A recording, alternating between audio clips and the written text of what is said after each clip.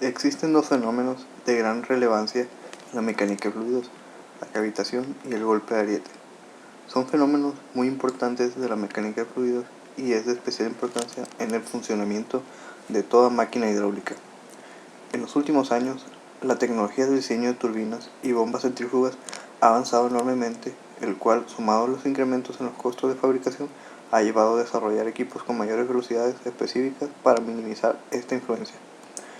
Los fenómenos producen lo mismo tanto en estructuras hidráulicas estáticas como en máquinas hidráulicas.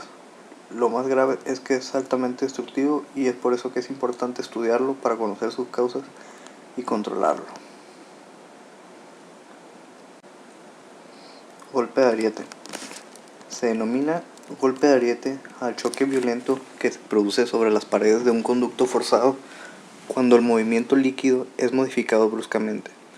En otras palabras, el golpe de ariete se puede presentar en una tubería que conduzca un líquido hasta el tope cuando se tiene un frenado o una aceleración en el flujo. Por ejemplo, el cambio de abertura en una válvula en la línea. Al cerrarse rápidamente una válvula en la tubería durante el escurrimiento, el flujo a través de la válvula se reduce, lo cual incrementa la carga del lado aguas arriba de la válvula, iniciándose un pulso de alta presión que se propaga en dirección contraria a la de escurrimiento. Esta onda provoca sobrepresiones y depresiones, las cuales deforman tuberías y eventualmente la destruyen. Desde el punto de vista energético, puede considerarse la transformación de la energía cinética del fluido en energía potencial elástica, o sea, hace cambios de presión y viceversa. Si la tubería carece de roce y es indeformable y por lo tanto no hay pérdida de energía, el fenómeno se reduce indefinidamente. Si hay roce y la tubería es elástica, parte de la energía se va perdiendo y las sobrepresiones son cada vez menores hasta que el fenómeno se extingue. En el caso de cierre de una válvula, la fuerza viva con la que el agua estaba animada se convertirá en trabajo, determinado en las paredes de la tubería, presiones superiores a la carga inicial. Si se pudiera cerrar la válvula en un tiempo t igual a 0, se produce el cierre instantáneo, y considerando que el agua fuese incompresible y la tubería no fuese elástica, la sobrepresión tendría valor infinito. En la práctica, el cierre lleva algún tiempo, por pequeño que sea, y la energía que va a absorberse se transforma en esfuerzos de compresión del agua y deformación de las paredes de la tubería. Este golpe de ariete lo podemos combatir tomando en cuenta algunas medidas, que pueden ser la limitación de velocidad de tuberías, cierre lento de válvulas o registros, de igual manera construcción de piezas que no permitan la obstrucción muy rápida, empleo de válvulas o dispositivos mecánicos especiales como las válvulas de alivio, cuyas descargas impiden valores excesivos de presión. También la fabricación de tubos con espesor aumentado teniendo en cuenta la sobrepresión admitida. La construcción de pozos de oscilación capaces de absorber los golpes de ariete permitiendo una oscilación del agua. Esta solución es adoptada siempre que las condiciones topográficas sean favorables y las alturas geométricas pequeñas, así como la instalación de cámaras de aire comprimido que proporcionen el amortiguamiento de los golpes. El mantenimiento de estos dispositivos requiere ciertos cuidados para que sea mantenido el aire comprimido en las cámaras. Cavitación. La cavitación es un fenómeno que se produce cuando el fluido hidráulico disponible no es capaz de llenar todo el espacio existente. En esta situación, el fluido pasa de un estado líquido a gaseoso para después pasar a líquido nuevamente. Este caso se presenta frecuentemente en la entrada de las bombas hidráulicas, cuando las condiciones de alimentación no son las adecuadas para conseguir mantener la entrada de la bomba completamente llena de aceite. En tal caso, se producen burbujas o, correctamente diciendo, cavidades que explotan cuando quedan sometidas a la presión del sistema en la zona de impulsión de la bomba. Los motivos por los que se da la cavitación puede ser por cambios bruscos de velocidad del fluido, por velocidades de fluidos excesivas, resistencia demasiado elevada en la línea de aspiración un nivel de aceite en el tanque demasiado alejado de la entrada de la bomba o una viscosidad del aceite demasiado elevada. Nosotros nos podemos dar cuenta de algunos síntomas. Para evitar la cavitación se debería tener algunas medidas que le voy a explicar, que es mantener la entrada de la bomba hidráulica limpia y libre de obstrucciones, utilizar una tubería de aspiración de diámetro interno lo suficientemente grande y de longitud lo más corta posible, así como minimizar al máximo el número de codos en la línea de aspiración y mantener las velocidades de rotación de la bomba dentro de los márgenes nominales.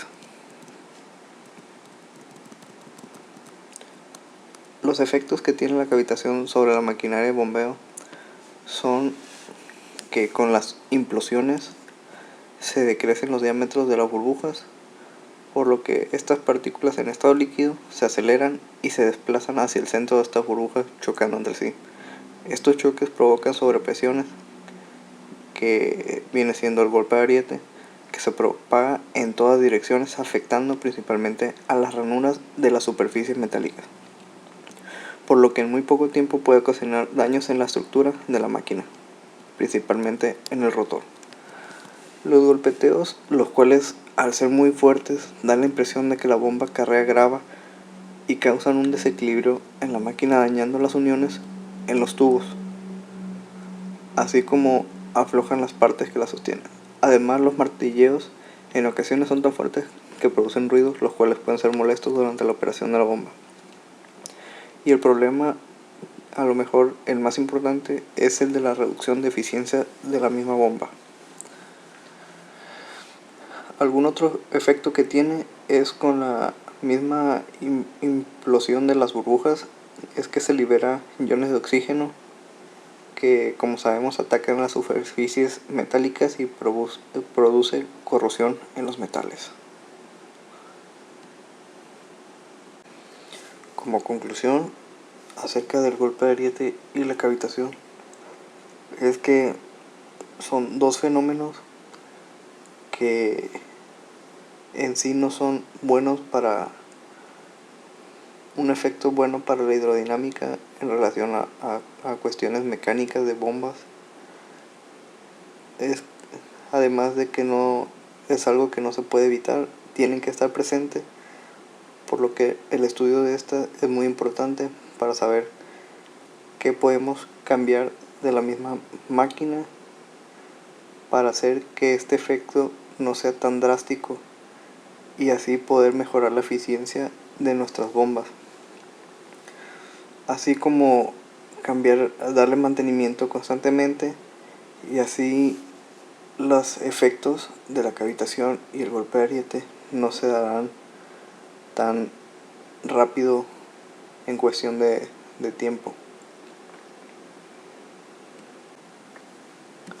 El golpe de ariete es un fenómeno muy peligroso, ya que la sobrepresión generada puede llegar entre 60 y 100 veces la presión normal de la tubería, ocasionando rupturas en accesorios instalados, que es más fácil que esto pase en tuberías de PVC. El golpe de ariete estropea el sistema de abastecimiento de fluido, lo que hace reventar tuberías de hierro colado, ensanchar las de plomo y arrancar los conos instalados. Algunos dispositivos que podemos usar para controlarlo es el evitar cerrar drásticamente las válvulas. Hay que cerrarlas gradualmente o controlando la velocidad de cierre con válvulas de asiento. También se puede utilizando ventosas de agresión, que sirven para disminuir otro efecto que se produce en redes de agua o de algún otro fluido parecido a desalojarlo del sistema. Otro dispositivo que podemos usar es la variación brusca de la velocidad del flujo, que se da en las centrales hidroeléctricas, por ejemplo, cuando se produce una caída parcial o total de la demanda.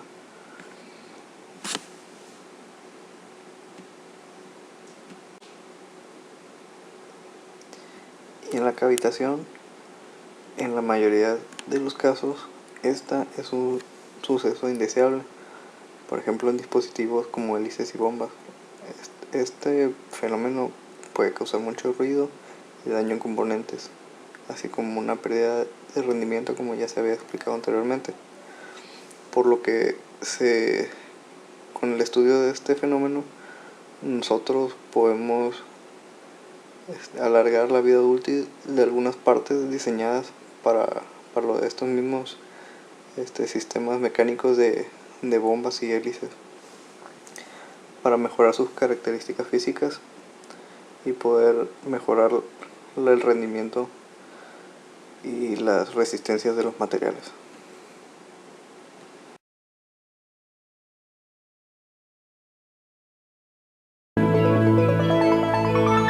Cavitación y NPSH. La cavitación y su relación con la altura neta positiva de aspiración continúa siendo uno de los temas más intrigantes cada vez que se habla de hidráulica de bombas centrífugas. La cavitación generalmente es considerada como un proceso de dos partes, causado por los cambios en la presión cuando el líquido pasa por el impulsor. La primera parte del proceso de cavitación ocurre cuando la presión cae por debajo de la presión de vapor del líquido y se forman burbujas de vapor en la boca de entrada del impulsor. La segunda parte del proceso ocurre en las zonas de presión más alta, en los álabes del impulsor. Cuando el impulsor gira, la acción centrífuga mueve las burbujas a lo largo de los álabes hasta las zonas de presión alta, donde se desploman en una serie de implosiones. Estas implosiones desarrollan niveles de energía que sobrepasan por mucho la resistencia a punto cedente de la mayoría de los materiales de bombas y crean pequeñas cavidades en el metal. Esta condición es acompañada por ruido, niveles de alta vibración y una reducción en la altura total desarrollada por la bomba. A medida que la cavitación empeora, todos los efectos también aumentan, los daños al impulsor también empeoran y bajo condiciones muy severas pueden extenderse a la carcasa. Características similares también pueden ser causadas por otros factores operativos, los cuales a veces pueden ser confundidos con la cavitación.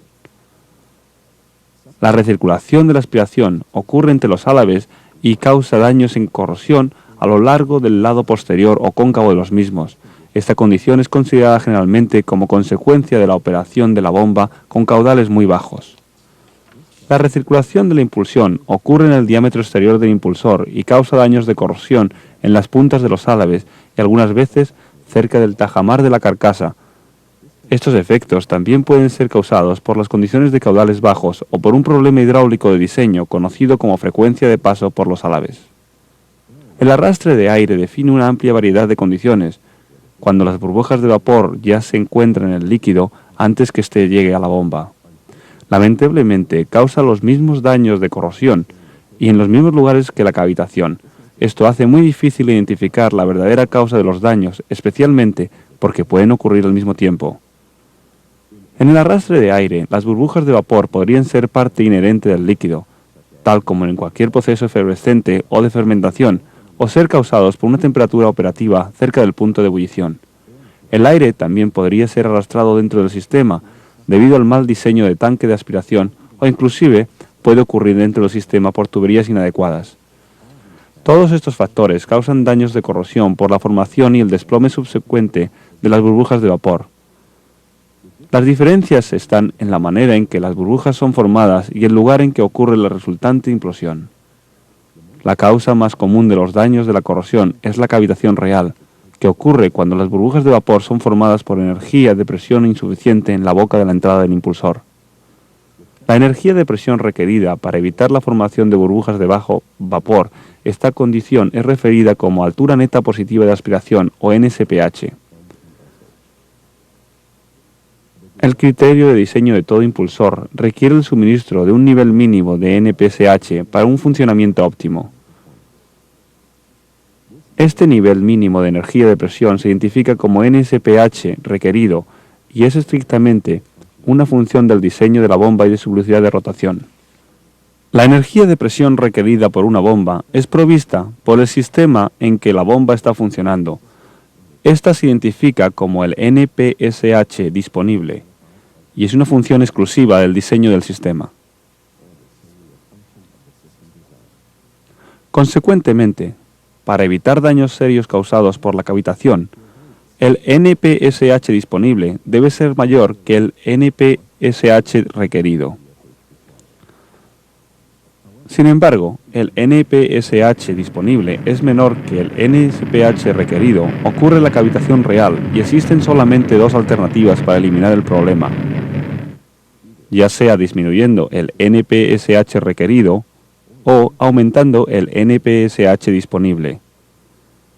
Primero, vamos a considerar la posibilidad de reducir el NSPH requerido por la bomba. Esto puede lograrse solamente en las siguientes formas limitadas, sin cambiar las condiciones de bombeo. Los amortiguadores plásticos que se muestran para estimular la supresión de sobrecargas son para propósitos de demostración solamente. En las aplicaciones reales de bombeo son recomendables los supresores de sobrecargas de metal.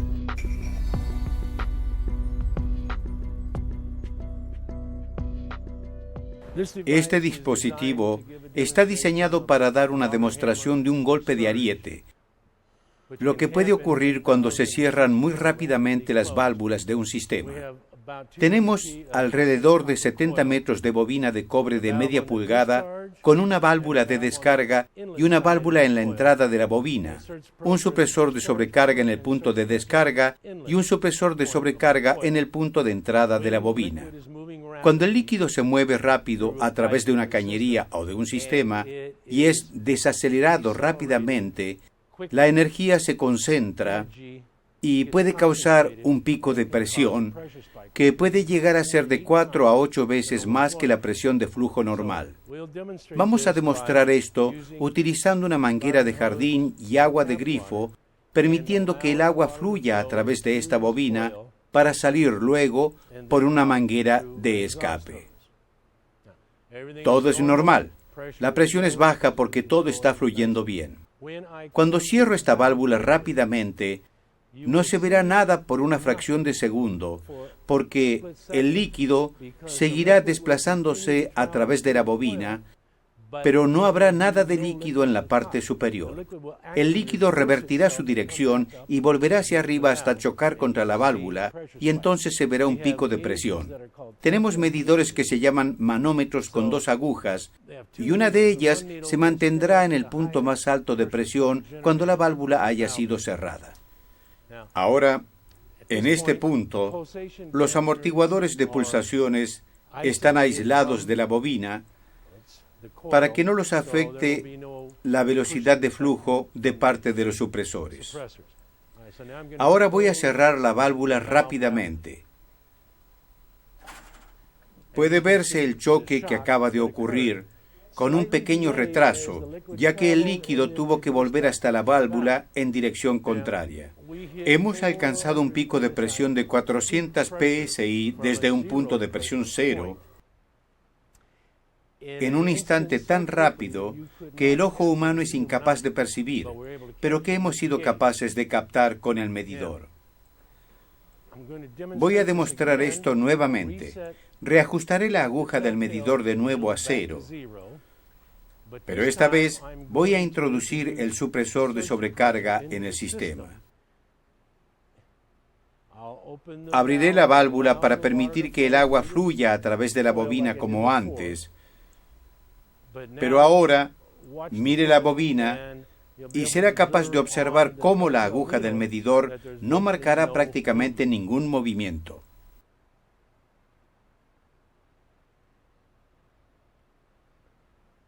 Ningún aumento de presión, ningún posible daño hecho al sistema de cañerías o, si se rompiera, ningún derrame o ningún posible daño para algún empleado que se encuentre cerca. Es increíble que esto sea el recipiente que permite que el líquido regrese, ya que en lugar de golpear contra la válvula, es dirigido hacia este supresor de sobrecarga con carga de gas, donde el líquido lentamente se desacelera, evitando así un pico de presión. En esta próxima demostración, en lugar de cerrar la válvula de entrada de la bobina, cerraremos la válvula de descarga. Tenemos un amortiguador instalado allí que absorberá el golpe, pero inicialmente lo mantendremos de manera aislada. Cuando esta válvula sea cerrada, no habrá ningún retraso porque el agua no revertirá su dirección, pero se verá rápidamente frenada por la válvula de descarga. Tenemos un medidor con aguja que nos permitirá observar la reacción.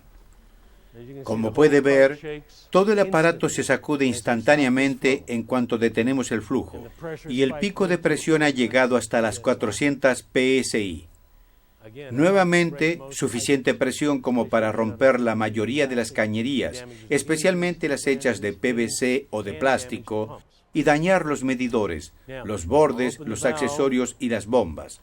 Ahora abriré la válvula y ajustaré nuevamente el medidor, pero esta vez introduciré al sistema el supresor de sobrecarga. De nuevo, lo que hace el supresor de sobrecarga es permitir que el líquido que fluye se acumule aquí arriba y se desacelere lentamente para que no ocurra ningún pico de presión. Observe qué pasa con el sistema en cuanto cierro la válvula. Como ve, no ocurre nada. Hemos protegido el sistema, al operario, a la gente, hemos preservado el producto, hemos hecho felices a la EPA, y todo gracias a este dispositivo que absorbe ese golpe y previene un pico de presión que podría causar tanto daño al sistema.